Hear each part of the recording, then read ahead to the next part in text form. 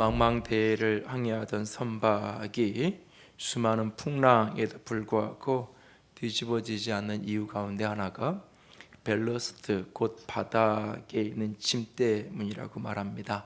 화물로 운송하는 짐이 아니라 배를 안전하게 하기 위해서 선체가 일정한 부분 물속에 잠길 수 있도록 배 밑바닥에 깔아놓는 짐을 가리켜서 벨러스트라고 말합니다.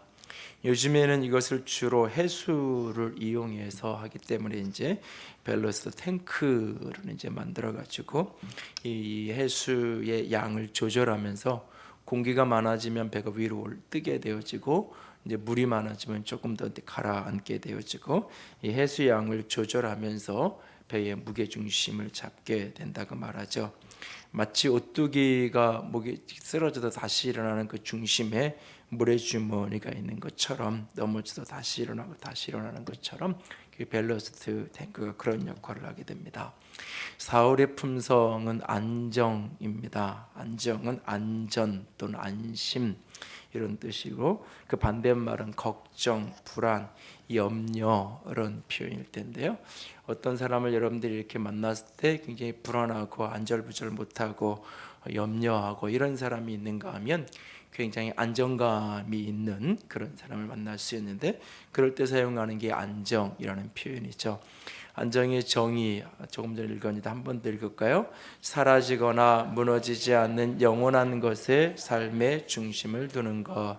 사라지거나 무너지지 않는 영원한 것 삶의 중심을 딱 두고 있기 때문에 어떻게 쓰러지고 어떻게 흔들려도 다시 일어서는 그 요동하지 않은 그 안정감을 가지고 있는 그런 모습, 마치 벨러스트 탱크처럼 이 세상에 요란한 그런 어떤 풍랑을 만난다 할지라도 그 속에서 요동하지 않는 우리의 삶의 중심을 잡아주는, 그 중심을 사라지거나 무너지지 않는 영원한 것에 두고 살아가는 그런 사람들에게 나타나는 성품의 모습, 그것을 가리켜서 안정감이라고 표현하는데, 베드로는 베드로전서에서 여인들에게 이렇게 자기 자신을 단장하고 꾸미는 문제를 이야기하면서 그 머리를 꾸미고 금을 차고 여러 가지 액세서리를 하고 아름다운 옷을 입고 그런 외모로 자신을 단장하지 말고 자신의 내면의 숨은 속사람,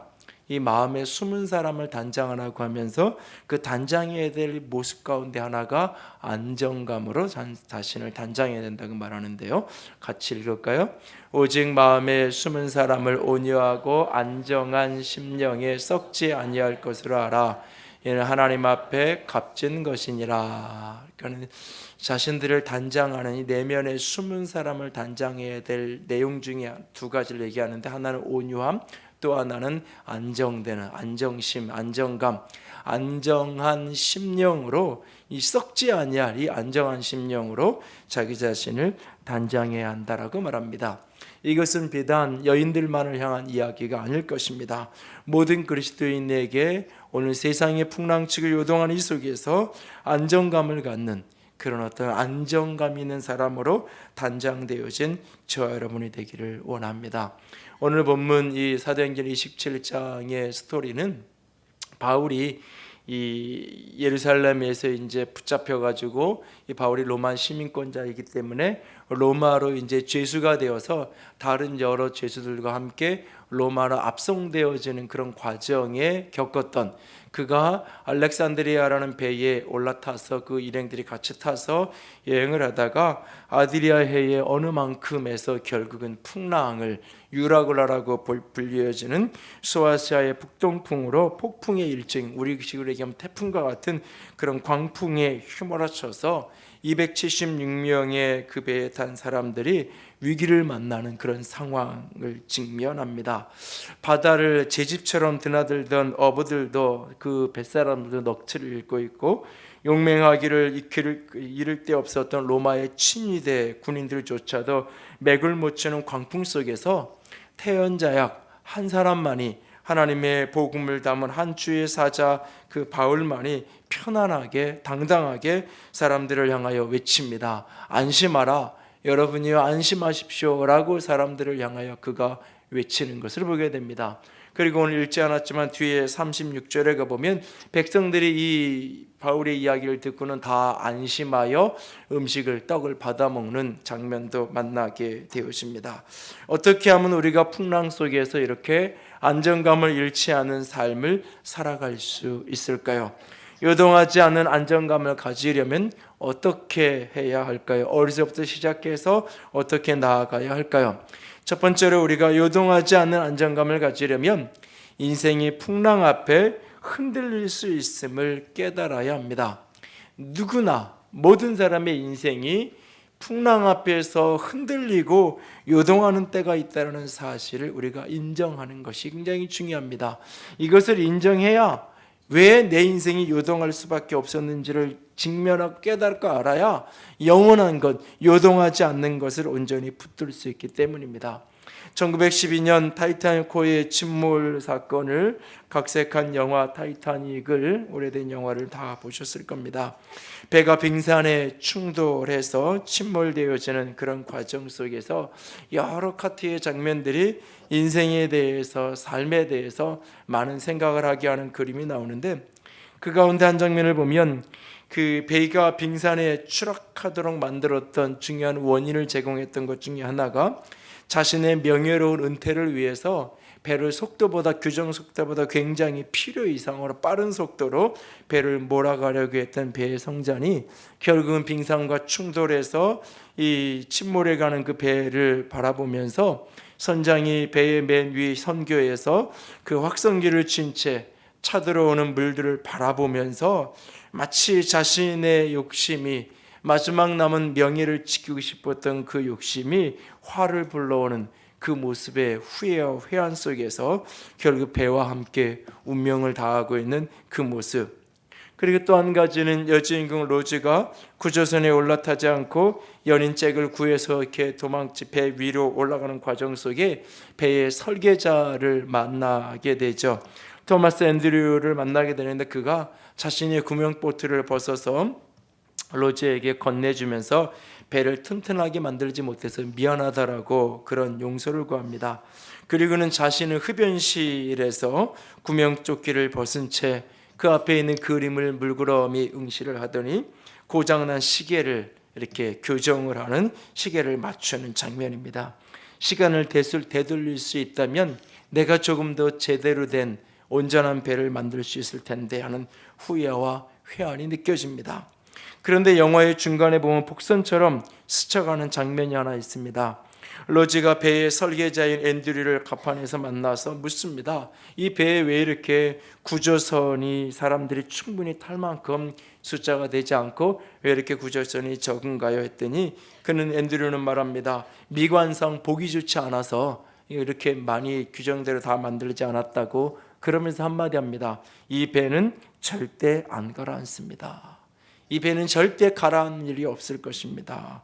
그러나 결국 배는 침몰하고 예기치 못한 상황 앞에 쓰러지는 모습을 보게 됩니다. 우리 인생도 때로 내 인생은 쓰러지지 않을 거야, 내 인생에는 저런 일이 벌어지지 않을 거라고 생각하지만 어느 날 그 일이 내 인생의 현실이 될 수 있다는 사실입니다. 그날 바울 일행이 탄 배도 그러했습니다. 그들은 항해가 위태로울 것이라는 바울의 경고를 무시합니다. 이 배를 그냥 여기에서 이대로 있어야 될 것이라, 그렇지 않으면 생명에 타격을 입고 많은 손해를 끼치게 될 것이라고 바울이 경고하지만 바울의 말을 듣지 않고 그들은 배를 출항시킨 것을 보게 됩니다. 더 좋은 환경을 위해서 최고의 전문가의 말들을 따라서 다수의 여론의 지지를 받으면서 배는 출항을 하게 되고, 출항과 더불어 배는 순풍을 만나서 모든 것이 잘 되어가는 듯한 모습을 만납니다. 본문 위에 11절 말씀을 볼까요? 11절에서 13절을 읽어 내려가면 그런 모습을 그려주는데, 11절에서 13절까지 한번 같이 읽습니다. 백부장이 선장과 선주의 말을 바울의 말보다 더 믿더라. 그 항구가 겨울을 지나기에 불편하므로 거기서 떠나 아무쪼록 베닉스에 가서 겨울을 지내자 하는 자가 더 많으니, 베닉스는 그레데 항구라. 한쪽은 서남을 한쪽은 서북을 향하더라.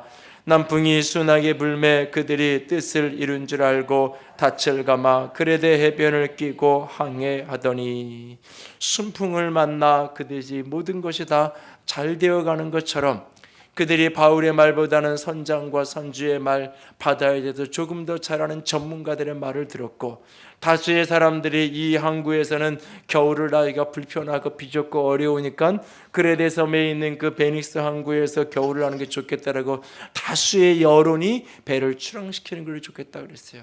전문가들의 의견을 참고했습니다. 다수의 여론도 모았습니다. 그래서 배를 출발시켰는데 순풍을 만나 모든 것이 뜻대로 다 잘 되어지는 것처럼 보였습니다. 그러나 그럼에도 불구하고 광풍이 몰아치면서 배는 위기를 만나게 되어집니다. 14절에서 20절까지의 내용이 그 이야기인데요. 쭉 한 번 더 같이 읽을까요? 14절 20절까지.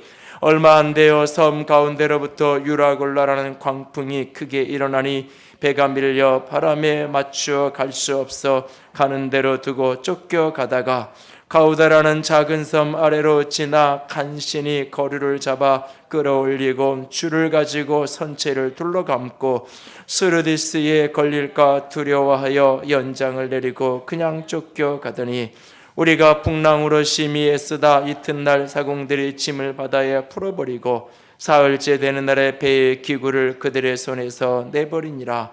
여러 날 동안 해도 별도 보이지 아니하고 큰 광풍이 그대로 있음에 구원의 여망마저 없어졌더라 라고 말하고 있습니다. 여러분, 그 풍랑 속에서 얼마 동안 괜찮은 것 같았지만 유라굴라 광풍 속에서 그들은 살아남기 위해서 최선을 다해 버텨보지만 둘째 날이 되자 배의 모든 것들을 집어던지기 시작하고 셋째 날은 배의 기구까지 내어버리기를 됩니다. 그럼에도 여러 날 풍랑 앞에서 살아날 소망이 없었다고 말합니다. 우리의 인생도, 내 인생에는 누군가 실패하는 사람들을 보고 누군가 넘어지는 사람들을 보고 새로 사업을 시작하면서 나는 저렇게 되지 않을까요? 결혼식을 하면서 깨어진 가정들을 보면서 나는 저렇지 않을 거라고 누구나 다 생각을 합니다. 화려하고 영광스러운 날들을 누구나 다 꿈꿉니다. 그러나 그럼에도 불구하고 어느 날 문득 내 인생에 밀려드는 풍랑 속에서 파선의 위기를 만나는 순간을 만납니다. 내가 의지했던 사람이, 내가 의지했던 직업이, 내가 의지했던 직장이, 내가 의지했던 돈이 내 삶에 결코 요동하지 않는 끈이 되어주지 못했던 순간을 만나게 됩니다. 그 순간 우리가 깨닫게 되는 것입니다. 내 삶에 사라지거나 무너지지 않을 영원한 것은 과연 무엇일까? 진정 내 인생에 안정감을 가져다주고 나를 안전하게 보호하는 것은 무엇일까? 라는 그 질문에 정직하게 직면한 사람만이 진정한 안정감을 찾을 수 있는 것입니다. 그래서 하나님은 히브리서 12장에 이렇게 우리의 삶을 흔든다고 말씀하십니다. 같이 읽을까요? 그때에는 그 소리가 땅을 진동하였거니와 이제는 약속하여 이르시되 내가 또 한 번 땅만 아니라 하늘도 진동하리라 하셨느니라. 내 삶을 그가 진동시킨다고 말합니다. 마치 의심하는 자는 바람에 밀려 요동하는 자와 같다라고 했던 야고보서의 고백처럼 우리의 인생 속에 어느 날 내 인생에 대한 굳건한 믿음은 산산이 부서지고 내 인생은 바람에 밀려 요동하는 것 같은 순간을 만날 때가 있습니다. 이 순간이 누구에게나 예외 없이 찾아올 수 있다는 것을 아는 것, 그것을 인정하는 것, 그것을 깨닫는 것, 그것이 바로 삶을 안정하게 세워갈 수 있는 첫걸음이라는 사실입니다. 사라지거나 무너지지 않은 영원한 것 위에 내 삶의 중심을 두지 않은 그 모든 것들은 어느 날 문득 무너질 수밖에 없다는 사실입니다. 돈이 내 인생을 지켜줄 줄 알았는데, 내 직장이, 이 대기업이 나를 지켜줄 줄 알았는데, 내가 믿었던 어떤 사람이 내 인생의 버팀목이 되어줄 줄 알았는데 어느 순간 그것이 무너질 수 있다는 사실입니다.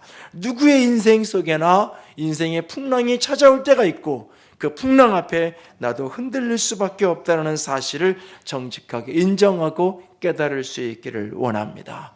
그때 우리는 묻게 됩니다. 그렇다면 이 흔들릴 수밖에 없는 인생을 흔들리지 않고 살아갈 수 있는 비밀은 어디에 있는 것인가? 그것은 바로 두 번째로 하나님의 언약과 임재 아래 머무는 것입니다. 하나님의 언약과 임재 아래 머물 때에 우리는 진정한 요동치 않음의 삶의 순간을 만나게 될 것입니다. 인생을 향한 하나님의 선한 뜻을 붙들고 임마누엘 하신 하나님의 임재에 온전히 사로잡혀 그 임재 아래 우리가 머물러 있을 때 우리의 삶은 안정감을 누릴 수 있을 것입니다. 안정에 대한 상징 동물로 캥거루를 이야기합니다.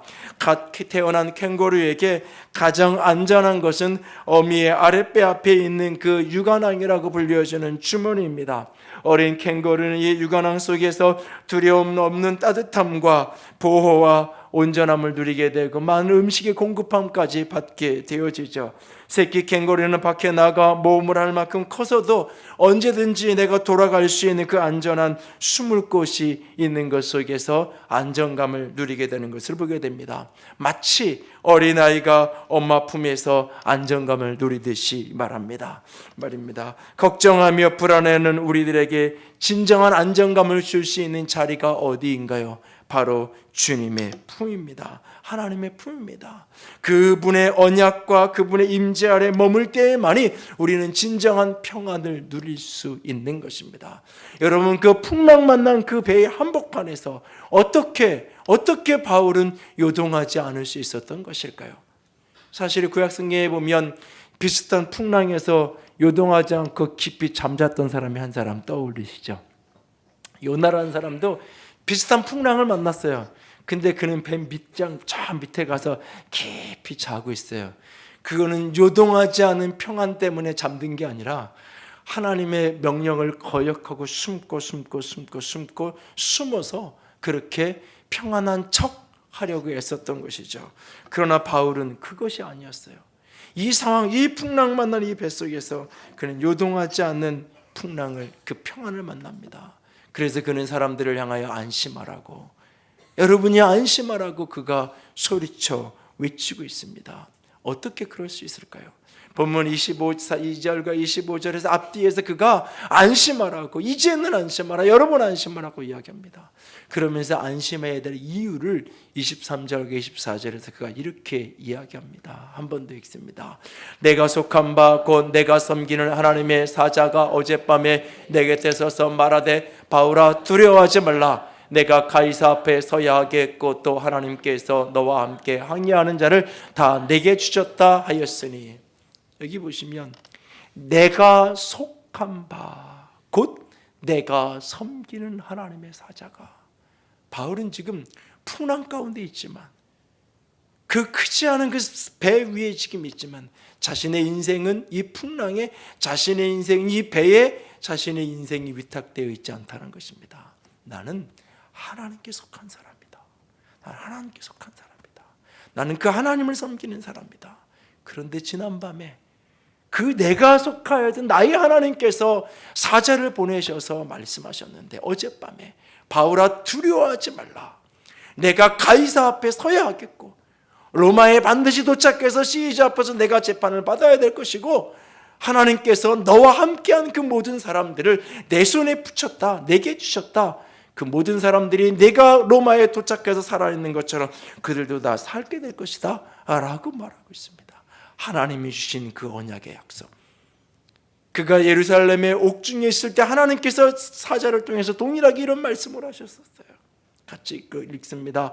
그날 밤에 주께서 바울 곁에 서서 이르시되 담대하라, 내가 예루살렘에서 나의 일을 증언한 것 같이 로마에서도 증언하여 하리라 하시니라. 하나님이 내게, 이 배가 떠나기 전에 하나님이 내게 그 말씀하셨어요. 나는 반드시 로마에 서게 될 것이고 로마에서 복음 전하는 자의 사명을 감당하게 될 거예요. 그 언약을 붙들고 있고 그 약속을 붙들고 있고 그 하나님의 임재하심 속에 오늘 머물러 있었기 때문에, 오늘 여기에 풍랑 속이지만 여기에 하나님이 계셨기에, 옥중이지만 여기에 하나님이 계시기에, 그 하나님의 약속을 붙들고 있고 하나님의 언약 안에 임재 안에 머물러 있기에 그는 요동하지 않을 수 있는 거예요. 그래서 그는 사람들을 향하여 안심하라고 말할 수 있는 거예요. 백성들을 향하여 그래서 그가 이렇게 얘기하는 겁니다. 여러분이 안심하십시오. 나는 내게 말씀하신 그대로 되리라고 하나님을 믿습니다. 하나님 믿습니다. 여러분, 주의 약속을 딱 받으면 그날로 문제 해결되는 게 아니에요. 주님이 주의 사자를 보내서 두려워하지 말라. 내가 가이사 앞에 서게 될 것이다. 그 언약의 말씀을 듣고 딱 일어나서 창문을 열어보니까 풍랑이 잔잔해져 가고 모든 것이 평안하게, 하나님의 언약을 받고 나서 딱 문을 나가니까 모든 것이 잔잔한 평안으로 삶이 바뀌어진 게 아니에요. 하나님의 언약은 받았고 나는 하나님의 임재 아래 있어요. 그럼에도 불구하고 여전히 풍랑은 요동치고 있고 여전히 내가 탄 배는 파손의 위기를 만나고 있는 상황 그대로예요.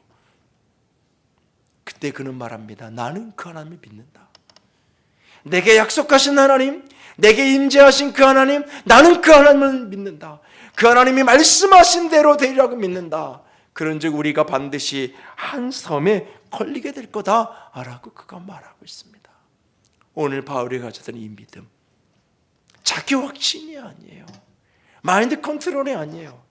내 마음을 위기 앞에서 내 마음을 다잡아야지. 내 마음이 무너지면 모든 게 끝이야. 내가 다시 결심해야지. 여기서 포기하면 안 돼. 여기서 내 인생을 끝낼 수 없어. 나 그러면서 자기 마음을 다잡는 그런 모습을 이야기하는 게 아니에요. 하나님이 내게 약속하신 그 말씀대로 이루어질 것을 내가 믿기에, 내가 오늘도 그의 언약 아래, 그의 임재 아래 머물러 있기에 여러분 안심하십시오. 여러분아 걱정하지 마십시오. 두려워하지 마십시오 라고 소리쳐 그가 외치고 있는 거예요. 마치 시편 91편의 시인이 고백하고 있는 외침처럼 말입니다. 같이 읽을까요? 지존 자의 은밀한 곳에 거주하며 전능자의 그늘 아래 사는 자여, 나는 여호와를 향하여 말하기를 그는 나의 피난처요 나의 요새요 내가 의뢰하는 하나님이라 하리니 라고 말합니다. 시편 91편을 집에 가서 읽어보세요. 뒤를 쭉 읽어 내려가다 보면 그는 수없는 요동하는 삶의 문제를 만나요. 수없는 원수들의 공격을 만나고 있어요. 그럼에도 불구하고 나는 지존자의 은밀한 곳에, 나는 전능자의 그늘 아래 머물러 있다고 말합니다. 그분이 나의 피난처 요새요 내가 의뢰하는 하나님이라고 말합니다. 시편 16편에 동일하게 시인은 고백합니다. 같이 읽습니다. 내가 여호와를 항상 내 앞에 모시며 그가 나의 오른쪽에 계심으로 내가 흔들리지 아니하리로다. 이러므로 나의 마음이 기쁘고 나의 영도 즐거워하며 내 육체도 안전히 살리니 라고 말합니다. 내가 항상 내 앞에 그분을 모시고 있기 때문에 내 인생이 흔들리지 않을 거라고 말하고 있어요. 내가 항상 그의 언약 아래, 그의 임재 아래 머물러 살아가고 있기에 내 인생이 흔들리지 않을 거라고 말하고 있어요. 여러분의 인생의 중심이, 내 삶의 중심이 어디에 있나요? 내가 오늘도 의지하고 오늘도 내가 바라보고 오늘도 내가 구하고 있는 것이 어디에 있나요? 그것이 사라지거나 무너지지 않을 영원한 것, 바로 나의 하나님의 언약과 그분의 임재가 되어질 수 있기를 원합니다. 그 언약과 임재에 붙들려 그 안에 머물러 있을 때 우리는 안정감을 가지고 요동하지 않는, 흔들리는 세상 속에서 흔들리지 않은 삶을 살아갈 수 있을 것입니다. 지난달에 담대함에 대한 이야기를 드리면서 제게 있어서 담대함 가운데 하나의 모습은 느헤미야 프로젝트 드림센터 건축에 동참하자고 같이 그것을 호소하는 것이라고 말씀을 드리면서 그 이야기를 드렸어요. 그런데 자꾸 그날 이후로 제 마음이 편안해지기보다는 이런저런 모습 속에 자꾸 힘들어지는 모습이 자꾸 생깁니다. 나도 모르게 자꾸 사람들에 대한 염려가 생기기 시작합니다. 보이던 사람이 보이지 않으면 건축 헌금이 부담돼서 보이지 않는가라는 생각을 스스로 하게 됩니다. 얼굴빛이 안 좋으면 혹시 그래서 그런가? 라고 하는 생각을 해보기도 합니다. 그러다 마음 한구석에 이런 생각이 듭니다. 다 저놈의 돈 때문이야. 돈만 있으면 이런 소리 안 해도 되고 헌금하자고 이야기도 그냥 안 해도 되고 그럴 텐데 라는 생각을 해봅니다. 돈 때문이야 라는 생각이 한 걸음 더 가면 사람 숫자야. 더 많은 숫자를 끌어모으면 더 많은 사람들이 모이면 쉽게 해결될 수 있을 텐데 라는 생각을 제가 자꾸 하게 됩니다. 그런데 하나님이 어느 날 제게 말씀하십니다. 돈이 문제가 아니라고요. 돈이면 다 해결되는 것이 아니라고. 돈으로 건물은 지을 수 있을 텐데 사람은 돈으로 세워지는 게 아니라고요. 화려한 건물은 아름답게 섰는데 공동체는 와해되고 깨져서 건물은 텅텅 피어가고 있는 이야기를 우리는 조금만 눈을 열면 들어볼 수 있어요. 주께서 저에게 말씀하십니다. 드림센터는 돈으로 건축하는 게 아니라 하나님의 언약과 임재로 이루어지는 거라고.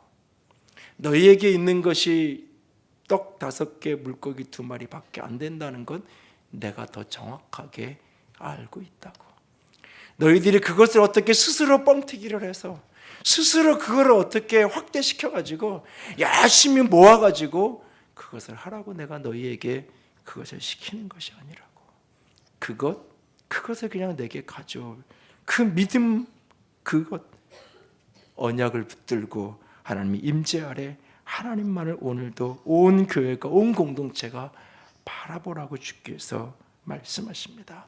하나님의 언약과 임재 아래 걸어가면 그분께서 그분이 하실 일들을 이루실 거라고 말씀하고 계십니다. 그런 생각을 품고 며칠을 보내고 있는데, 지난 주 중에 그 선언목적교회 유기성 목사님이 6개월 동안 안식년을 떠나 있으면서 해외에 이스라엘에 있으면서 머물면서 이제 안식년 시간을 보내면서 자신이 안식년을 오기 전에 겪었던 한 이야기를 나눠주세요. 6개월 동안 이런 안식년을 계획하고 하다 보니까 여러 가지 이제 해외에 나가서 시간을 보내려니까 돈이 이제 여러 가지 걸리는 게 많이 있는 거예요.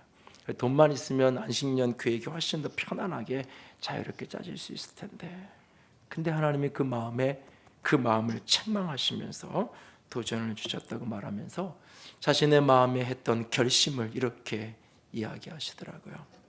이번 안식년에 돈보다 더 크신 주님을 바라보는 일부터 철저하게 훈련받으려고 합니다 라고 하면서 몇 가지 결심을 써놓으셨어요.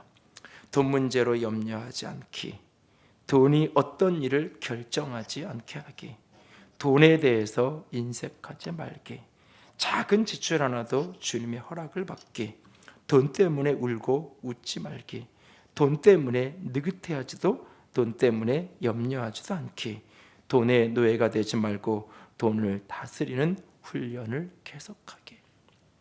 이런 결심을 했다는 글을 보면서 제 마음에 공감이 되면서 이 결심, 나도 동일한 결심을 해야 되겠다라고 생각을 하고 받아서 옮겨놨는데요. 우리의 마음속에, 우리의 삶 속에 여러분이 돈만 있으면 내가 이렇게 걱정하지 않아도 되는데, 내가 믿을 만한 사람 한 사람만, 내가 백이 돼줄 수 있는 사람 한 사람만 내가 딱 잡으면 내 인생이 요동하지 않을 수 있는데, 우리는 끊임없이 그렇게 착각하고 있지 않나요? 그러면서 그 무엇인가를 찾아 오늘도 끊임없이 불안하게 헤매고 있지 않나요? 그리고 어느 날 그것을 붙든 순간, 어느 날 돈이 내 주머니에 온 순간, 어느 날 그 사람이 내 손에 잡아진 순간 이 동아줄이 끊어질 줄 불안해하면서 또 다른, 그것을 잡았지만 잡은 걸 잃어버릴 수도 있다는 그 불안감 속에 가졌지만 안정감을 누리지 못하는, 없어서 안정감을 누리지 못하는 것, 그거는 그렇다 치더라도 가졌음에도 여전히 불안하고 염려하는, 또다시 이걸 잃어버릴까 봐 불안해하는 모습이 우리의 모습은 혹시 아닌가요? 요동하지 않은 안정감 속의 인생을 살아가기 원하나요? 하나님의 언약과 하나님의 임재를 견고하게 붙드십시오. 그 아래 오늘도 머물러 걸어가십시오. 사라지거나 무너지지 않은 영원한 것, 하나님의 임재 아래, 하나님의 언약 아래 내 삶의 중심을 견고하게 내릴 수 있기를 원합니다. 그때의 바울처럼 풍랑이는 그 한복판에서도 요동하지 않는 모습으로 여러분 안심하십시오라고 외칠 수 있는 것입니다. 왜? 하나님의 언약을 믿기 때문에. 왜? 하나님의 임재 아래 오늘 내가 거하고 있기 때문에 그렇게 말할 수 있는 것입니다. 그리고 세 번째로, 인내의 씨름을 공동체와 함께 할 수 있기를 원합니다. 인내의 여정을 공동체와 함께 걸어갈 수 있기를 원합니다. 여러분, 주의 언약을 받으면, 주의 임재 아래 서면 그날로 풍랑이 잔잔해지는 것이 없으면 좋겠는데 그렇지 않을 수 있다는 사실이에요. 본문을 보면 27절에 열 나흘째 되는 날 밤에 사건이 벌어집니다. 그리고 그 다음날 결국은 15일째 되는 날이 되어야 그들이 육지에 도달하게 되는 장면을 우리는 보게 됩니다. 여러분, 바울이 백성들을 향하여 안심하라 그랬어요. 하나님이 지킬 거라 그랬어요. 나는 그 하나님을 믿는다 그랬어요. 그랬더니 바로 잔잔해졌으면 좋겠는데, 예수님을 흔들어 깨웠더니 예수님이 일어나자마자 그냥 바로 풍랑아 멈춰라, 바다에 잔잔하라 했을 때 그냥 잔잔해졌던 것처럼, 예수님이 그냥 배에 딱 올라오는 즉시로 풍랑이 잔잔해졌던 것처럼 그랬으면 좋겠는데, 하나님의 임재도 있고 하나님의 언약도 있고 그 언약을 향한 분명한 신뢰도 있고 믿음도 있는데 여전히 풍랑은 세차게 몰아치고 있고 여전히 배는 요동하며 흔들리고 있어요. 그 시간을, 인내의 씨름을, 약속하신 것이 현실이 되는 그 순간까지, 하나님의 언약하신 것이 내 손에 잡혀지는 그 순간까지 인내의 씨름, 인내의 여정을 걸어가야 돼요. 근데 그 인내의 여정, 인내의 씨름을 사랑하는 사람들과 공동체와 함께 더불어서 걸어갈 수 있기를 원합니다. 여러분, 열 나흘째 되는 날 그 밤에 사공들은 알았어요. 뱃사람들은 알았어요. 뭘 알았냐? 이 배가 이제 육지에 거의 다 다다른 것을 사공들이 알았어요. 그리고는 그들이 먼저 도망가려고 해요. 자기들끼리 먼저 도망가려고 구조선을, 거룻배를 먼저 내리고 있어요. 바울이 이야기해요. 저 사람들이 혼자 먼저 도망가면 우리는 다 같이 살 수 없습니다. 그랬더니 군병들이 그 내리는 동아줄을 밧줄을 잘라버려가지고 거룻배를, 구조선을 없애버리고 말이죠. 큰 배가 그렇게 그 육지로 가면 제대로 만들어진 항구가 아니니까 배가 파손되어질 거, 암초에 쓰러질 거를 사공들은 아는 거예요. 그러니까 조그만 배에 자기 올랐다가 자기들끼리 그냥 배를 버리고 도망가려고 하는 거예요. 근데 안 된다고 이야기해요. 함께 가야 된다고 이야기해요. 그리고는 바울이 온 백성들의 그 바사인 276명에게 떡을 같이 나눠서 먹으라고 이야기해요. 이제 다음에 어떻게 될지 알아요. 근데 10여일을 그들이 굶었어요. 어떻게 얼마나 시간이 갈지 모르니까 제대로 먹지 못했어요. 10여일을 다 기진한 상태예요. 먹으라고 얘기해요. 왜? 이제 헤엄쳐서 가야 돼요. 편안하게 항구에 여객선 터미널에 도착하는 게 아니에요. 앞으로 어쩌면 더 큰 위기가 만날 수도 있어요. 먹고 힘내라고 떡을 같이 먹어요. 그들이 안심하고 받아 먹었다고 성경이 기록하고 있어요. 받아 먹으라고 이야기하니까 36절에 37절에 그들이 다 안심하고 받아 먹으니 전부가 276명이었다고 이야기해요. 그리고 배는 파손이 돼요. 배는 그 해안가로 다가가다가 결국은 배가 암초에 걸려서 깨지게 돼요. 그때 군병들은, 이 죄수들을 호송하는 책임을 지고 있던 로마의 친위대 군인들은 이대로 그냥 파손되어지면 그 사람들 중에, 저 죄수들 중에 도망자가 생길 수 있다는 생각을 하게 돼요. 그 사람들을 다 죽여버리자고, 죄수들을 도망자를 만드는 것보다는 다 죽이고 가는 게 차라리 낫겠다고 생각을 해서 그 배에 탄 죄수들을 죽이려고 그래요. 그럴 때 백부장이 말리죠. 왜? 바울을 살리기 위해서 그렇게 하지 말라고 그래요. 그러면서 그들 모두에게 배에 있는 것이 뭐든지 널판지든지 뭐든지 다 그것을 타고 육지로 헤엄쳐서, 수영을 잘하는 사람은 수영쳐서 가고 그렇지 못한 사람은 뭐라도 하나 붙들고 다 육지로 내리라고 이야기하죠. 그래서 그들 모두가 다 함께 44절에 보면 그 남은 사람들은 널조각 혹은 배 물건을 의지하여 나가게 하니 마침내 사람들이 다 상륙하여 구조되니라 라고 말하고 있어요. 여러분, 인생의 위기가 찾아오고 풍랑이 찾아오면 사람들은 흩어지게 돼 있어요. 가정의 경제적인 어려움이 찾아오면 가정을 자꾸 깨고 싶어요. 싸움이 있어가지고 힘들어지면서 자꾸 어려워지기 시작해요. 공동체도 마찬가지예요. 교회도 마찬가지고 어디든 마찬가지예요. 풍랑이 세차게 몰아치면 분명히 그 속에 하나님의 언약도 있는 거 알고 하나님의 임재가 있는 것도 아는데, 그것도 믿는데, 풍랑 속에 그것은 믿었을 때 바로, 내가 믿었더니 바로 즉시 눈에 보이는 평화가, 안정이 찾아왔으면 좋겠는데 그렇지 않을 때 요동하고 흔들리면서 사람들은 요동하게 돼 있어요. 그때 우리는 뿔뿔이 나 혼자 살고 싶은 생각이 자꾸 들어요, 사람들은. 그래서 힘들고 어려울 때 가정이 더 많이 깨지고 어려운 일을 겪는 거예요. 아니요, 그 기간이 바로 인내의 씨름을 함께해야 할 시간이라는 사실을 잊지 않기 원합니다. 히브리서는 이렇게 말합니다. 우리에게 인내가 필요한데 왜? 하나님의 뜻을 행한 후에 약속하신 것을 받기 위해서. 하나님의 뜻을 행하는 것과 약속하신 것을 받는 것 사이에 인내의 기간이 있다고 말하고 있어요. 하나님의 뜻을 행한 후에, 하나님의 뜻을 행한 후에 약속하신 하나님의 축복과 은혜를 받기까지, 그 언약이 성취되기까지 그 사이에 인내의 씨름의 여정이 필요하다고 말하고 있어요. 그 기간을 사랑하는 공동체와 더불어 걸어갈 수 있기를 원합니다. 로마서 15장 5장 6절은 이렇게 그 이야기를 하고 있습니다. 같이 읽어요. 이제 인내와 위로의 하나님이 너희로 그리스도 예수를 본받아 서로 뜻이 같게 하여 주사 한 마음과 한 입으로 하나님 곧 우리 주 예수 그리스도의 아버지께 영광을 돌리게 하려 하노라. 인내와 위로의 하나님이 우리가 함께 뜻을 같이 하고 한 마음 한 입으로 걸어가기를 원하신다라고 말하고 있어요. 인내의 시간, 그 인내의 씨름의 여정을 사랑하는 사람들과 함께 그 길을 걸어갈 수 있는 저와 여러분이 될 수 있기를 원합니다. 1904년 마틴 목사 부부는 9살 된 아들과 함께 뉴욕 레스터시 성경학교 교장인 존 베이비스의 댁을 방문하게 되어집니다. 그리고 그곳에서 어느 주일 마틴 목사는 설교 의뢰를 받게 됩니다. 설교 의뢰를 받은 그날인데 그날 아침에 부인이 병으로 눕는 상황이 벌어집니다. 설교를 도저히 오늘 할 수 없겠다라고 데이비스 교장에게 연락을 하려고 합니다. 그때 9살짜리 아들이 이렇게 아버지에게 이야기합니다.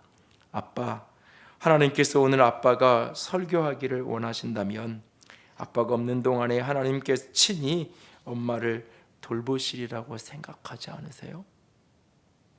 9살 난 어린 아들의 이야기에 감동을 받은 마틴 목사는 기꺼이 그날 설교를 하기 위해서 아픈 아내를 둔 채로 그렇게 집을 나섭니다.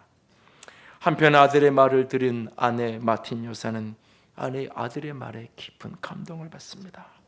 그래서 그 병상에 누워 시를 써내려가죠.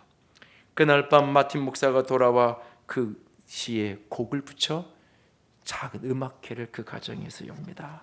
그 노래가 바로 찬송가 382장 너근 신곡직 말하라 주 너를 지키리라고 하는 곡이죠. 뉴욕 브롱크스의 위험한 거리를 한 맹인이 걸어갑니다. 너근 신곡직 말하라 노래하며 그 길을 지나갑니다. 곁에 있던 친구가 너 왜 그런 노래를 부르니? 라고 묻습니다. 맹인은 이렇게 대답을 합니다. 위험한 거리를 건너가야 하기 때문이야. 물론 불행한 일이 생기더라도 내 영혼은 곧장 하나님께로 올라가겠지. 또한 하나님의 인도하심으로 무사히 길을 건넌다면 하나님께서 나를 돌보셨다는 또 다른 증거가 아니겠어? 그러니 나는 내 영혼을 향해 너 근심 걱정 말아라 그렇게 노래할 수밖에 없어 라고 고백합니다. 우리의 인생에 어떤 작은 일이든지 큰 일이든지 안정감을 깨트리는 그 순간, 나를 그 불안과 두려움과 걱정이 휩싸게 하는 그 순간, 너 근심 걱정 마라 주 너를 지키신다라는 노래하며 내 영혼을 향하여 그렇게 고백하고 다시금 견고하게 나아갈 수 있는 우리의 속사람이 안정한 심령으로 단장되어져 있는 우리 모두가 될 수 있기를 주님의 이름으로 부탁을 드립니다.